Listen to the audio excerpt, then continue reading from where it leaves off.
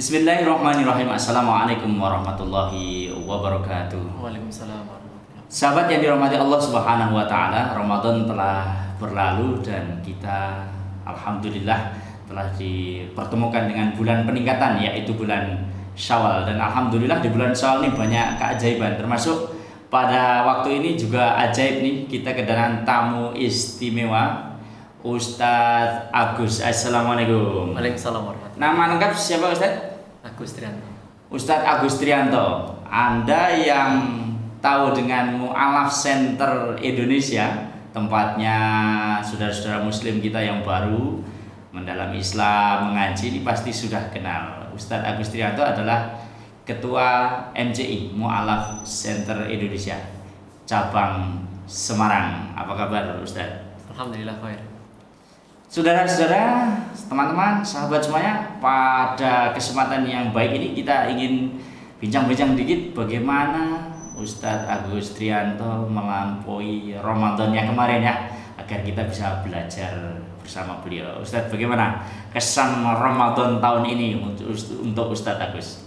Masya Allah, jadi Ramadan itu bulan dimana bulan kita betul-betul diberikan tarbiyah oleh Allah Subhanahu Wa Taala, dimana untuk memberikan giroh semangat hambanya, Allah memberikan keutamaan-keutamaan di bulan Ramadan, dimana Allah melipat gandakan pahala, dimana Allah memberikan pintu ampunan, dan di situ ada satu malam dimana malam itu lebih baik daripada 1000 bulan, yaitu malam Lailatul Qadar. Ya, sebagai orang beriman tentunya kita betul-betul giroh, terbangun semangatnya untuk menikmati, untuk betul-betul Ramadan ini digunakan sebaik mungkin untuk meminta ampunan pada Allah SWT, dan betul-betul untuk bagaimana kita bisa meraih pahala sebanyak-banyak di bulan Ramadan.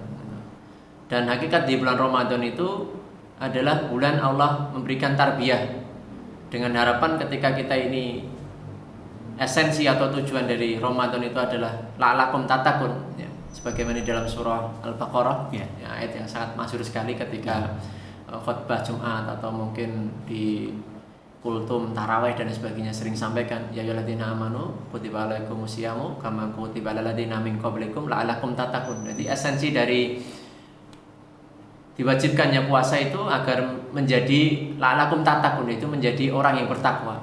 Maka selama sebulan itu di bulan Ramadan kita betul-betul ditarbiyah, diberikan pengajaran oleh Allah SWT bagaimana kita kembali kepada fitrah manusia, yaitu mengabdi pada Allah, mentaati apa yang menjadi perintah Allah dan menjauhi larangannya, di mana kita menjaga hawa nafsu kita, menjaga lisan kita, menjaga amalan-amalan yang sesuai syar'i atau hal-hal yang diridhai oleh Allah SWT, dan menjauhi hal-hal yang dimurkai oleh Allah SWT.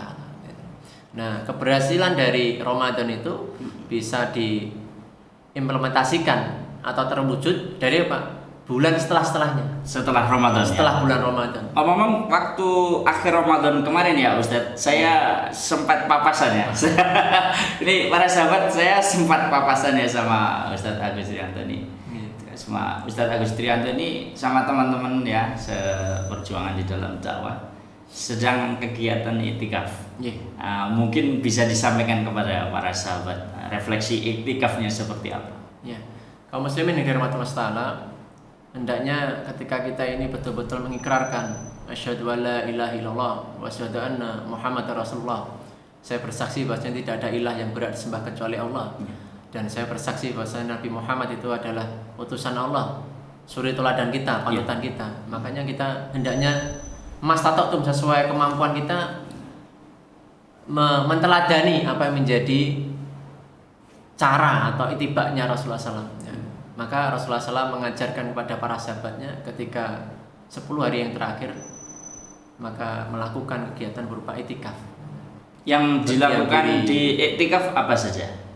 Ya, di dalam iktikaf itu tidak serta-merta kita senantiasa nanti ibadah terus, tidak. Jadi tidak baca Quran terus atau tidak.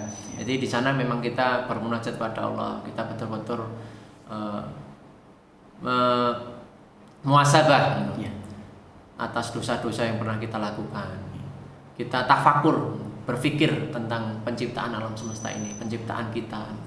Terus dan kita betul-betul bermunajat tentang dosa-dosa yang pernah kita lakukan, mudah-mudahan diampuni Allah SWT.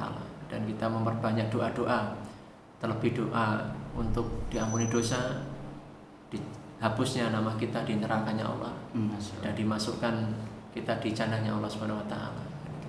Baik untuk diri kita maupun orang tua kita, maupun untuk kemenangan juga kaum muslimin di mana mereka berada.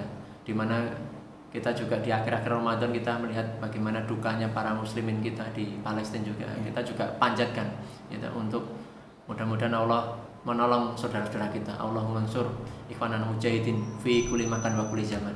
Wabil khusus di Palestina yang dimana saat ini baru didolimi oleh orang-orang Israel.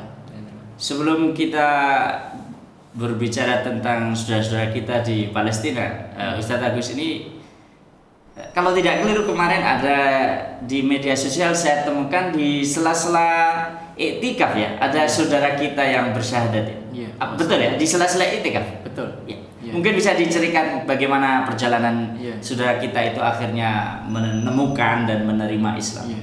Masya Allah. Jadi Ramadan itu memang bulan penuh berkah sekali. Saya bisa merasakan di mana biasa menjadi rutinitas kalau di bulan Ramadan itu banyak sekali orang mendapatkan hidayah Islam. Ya. Dan kalau kemarin mungkin Ustadz pas lihat di sosial media di Facebook atau mungkin di Instagramnya kami, yaitu di Facebook kami itu di Mu'alaf Center Jawa Tengah, kalau di Instagramnya itu Mu'alaf Center Semarang. Di situ kita menayangkan ada salah satu saudara kita mualaf baru, Mas Mikael itu masuk Islam. Tapi sebelumnya itu juga sebenarnya banyak, beberapa, ada 3 orang. Dan animo orang masuk Islam ketika di bulan Ramadan itu semakin banyak. Di beberapa daerah itu banyak yang masuk Islam.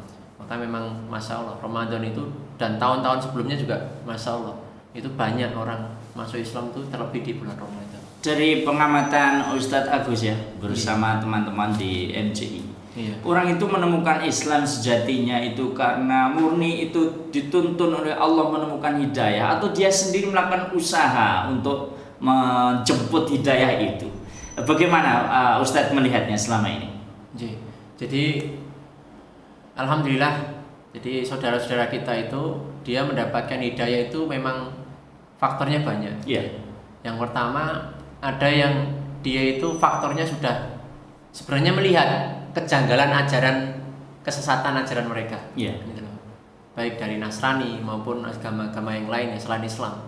Mereka menemukan banyak sekali kejanggalan atau kesesatan-kesesatan yang tidak sesuai fitrah manusia atau sesuai akal mereka. Nah, sehingga dia melihat adanya kebenaran di dalam Islam. Gitu. Ada yang mereka itu melihat, makanya ini saya juga sampaikan pada saya pribadi dan pada kaum muslimin semuanya yang mendengarkan ini, bahwasanya dakwah itu tidak harus serta-merta kita menyampaikan di lisan begini.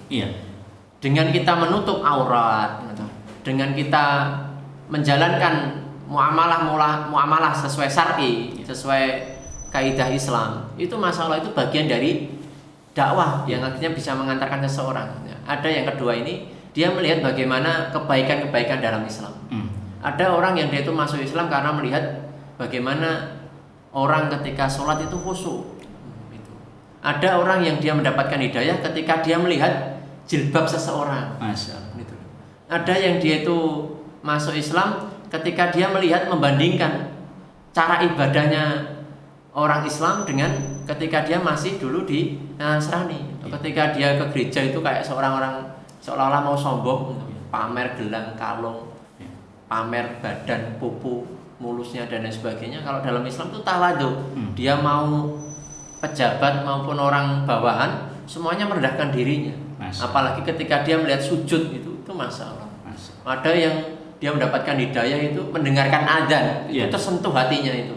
Ini kekuatan apa? Akhirnya dia mencari. Nah, terus akhir itu yang ketiga itu memang lebih syiarkan tentang kebenaran Islam. Makanya Masya Allah ketika kami mengorbitkan Facebook, terus Instagram, terus YouTube dan sebagainya di Mu'alaf Center Jawa Tengah, di Instagramnya Mu'alaf Center Semarang, dan di YouTube kami itu di Mu'alaf Center Jawa Tengah itu Jateng itu, akhirnya banyak orang masuk Islam. Iya. Kemarin contoh misalkan Iya. yang baru masuk Islam juga sebelum akhir Ramadan itu ada namanya Pak Santoso. Iya. Pak Santoso itu dia mendapatkan hidayah Islam itu setelah mendengar YouTube dari salah satu testimoni dari mualaf yang masuk Islam, gitu. Iya. Yang bernama Burini. Iya. Dia mendapatkan itu terus wah ini mendapatkan pencerahan. Akhirnya mencari admin kami, kontak-kontakan, janjian. Alhamdulillah akhirnya kita jelaskan tentang Islam. Akhirnya lewat wasilah itu alhamdulillah Allah berikan hidayah ke dia. Masya Allah. Ustadz, kalau kita mendapati ya sebagai seorang muslim mendapati saudara muslim kita yang baru ya, seorang mu'alaf, bantuan apa sih yang bisa kita berikan sehingga saudara kita yang baru saja menemukan agama Islam, menerimanya, kemudian memeluknya ini bisa semakin kuat imannya dan juga mungkin bisa menjalani hari-hari pertama, bulan-bulan pertama, tahun-tahun pertamanya sebagai seorang mu'alaf. Apa yang bisa kita lakukan? Ya, Masya Allah. Jadi hal yang pertama yang hendaknya kita ketika melihat ada saudara baru, gitu, terus atau mungkin ada mu'alaf baru, maka pertama ucapkanlah kita ini merasa bahagia ketika mendapatkan saudara baru. Jadi dengan kita sampaikan selamat ya gitu, atas dapat hidayah ini. Gitu. Jangan sungkan-sungkan nanti kalau jenengan butuh bantuan atau mungkin jenengan butuh dukungan, insya Allah kami siap dukung. Nanti dengan perasaan kita senang dia itu bagian dari kita, keluarga kita, itu dia merasa dapat keluarga baru. Kenapa? Karena ada beberapa mu'alaf itu ketika dia mendapatkan hidayah Islam itu dia sudah kayak tidak ada keluarga gitu loh. Aku ini berbeda nanti sama keluargaku yang lama kan gitu lah. Dengan kita ini memposisikan aku tuh bagian dari saudaramu lah, itu dia Masya Allah. Kalau mungkin kita ini agak di atasnya, anggap dia adik kita. Terus kita anggap adik, ngomong apa-apa aku, kowe ngomong aku. Masya Allah. Nah itu bagian dari ikatan hati ya, untuk ta'riful qulubnya. Terus yang kedua ya mungkin Mas Tato sesuai kemampuan. Kalau kita bisa bimbing dia, bimbing semampunya.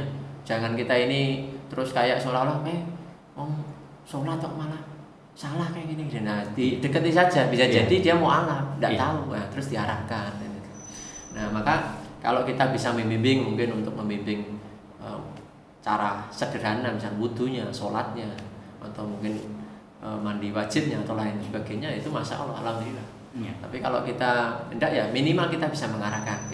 Kalau mau ngaji nanti bisa di sana dan sebagainya. Jadi bagian dari keluarga, yang kedua bisa membimbing, yang ketiga kalau memang toh kita bisa memberikan apresiasi dengan memberikan sajadah atau mungkin tempat sholat, atau mungkin memberikan sesuatu bantuan, misalkan dia kok ketika mendapat hidayah Islam itu dia diusir dari keluarganya, terus nanti bisa memberikan tempat transit atau mungkin tempat tinggal, itu Masya Allah. Sebagaimana dulu Muhajirin dan Ansor, kalau ini si fulan atau si fulana ini dia karena Islamnya terus dicerai suaminya, mungkin kita bisa memberikan solusi ini dan begitu, mungkin carikan pasangan dan sebagainya, itu Masya Allah. Itu memang tingkatannya, problematikanya berbeda, itu lebih kompleks lagi. Para sahabat juga barangkali yang menyaksikan program ini ada yang sedang bertanya-tanya dalam hati, mungkin bagaimana bisa membantu orang yang sedang dalam perjalanan menemukan agama Allah ini, bisa nanti kontak ya